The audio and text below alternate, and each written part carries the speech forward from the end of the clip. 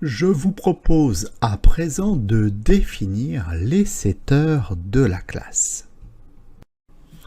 Bien, donc à présent nous allons mettre en place les setters de notre classe. Là, ça commence à devenir intéressant. Alors déjà, nous, ce qu'on sait, c'est que si on instancie un nouvel objet tableau, à ce moment-là, ici, on va donner une valeur à notre légende.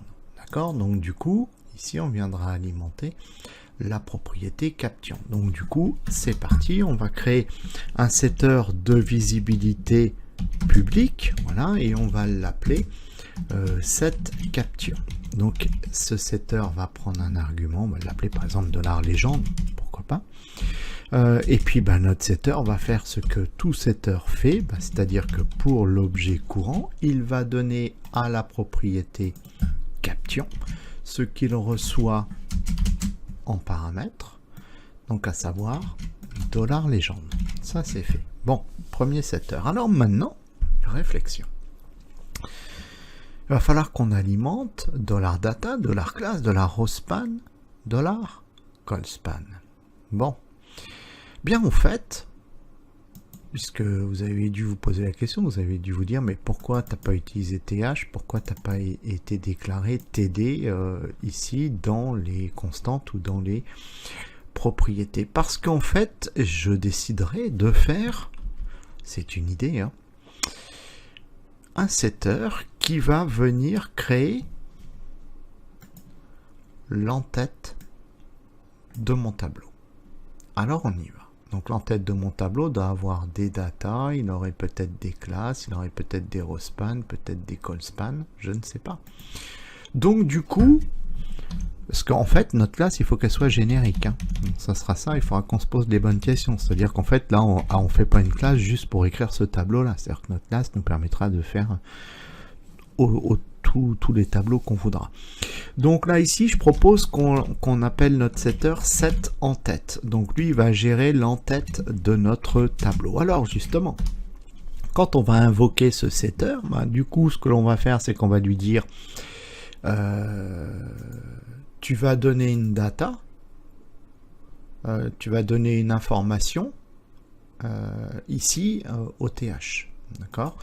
Donc du coup ici on aurait un paramètre qu'on appellerait data, et ce paramètre data viendrait alimenter pour l'objet courant la propriété data. Donc là on y va, on va dire qu'on part de l'objet courant, on parle de la propriété data qui va recevoir $data.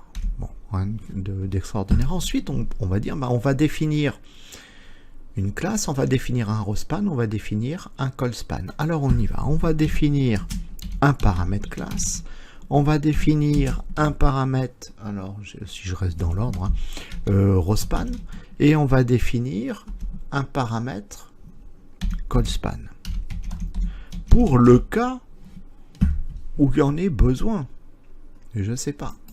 Donc là ici, forcément pour l'objet courant, on va aller donner à la propriété classe ce que elle reçoit, ce que notre setter reçoit en paramètre, donc celui de $class. On en fait autant, donc on part de l'objet courant, on en fait autant pour le rospan. Donc on va aller pour la propriété rospan, on va lui dire que tu auras pour valeur ce que tu reçois dans le paramètre rospan. Et le dernier, donc pour l'objet courant, on va aller chercher la propriété callspan et on va dire tu vas recevoir donc ce que tu as en paramètre pour le callspan.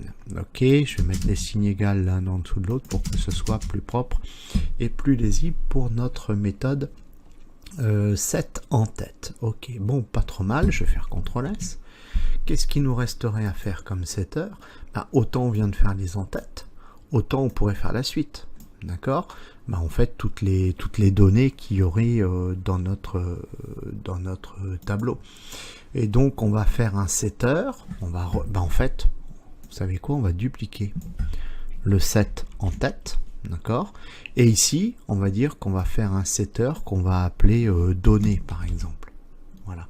Pour pas mélanger avec tout. Voilà, on va l'appeler setDonnées, de la même façon. Hein. Il va avoir une data.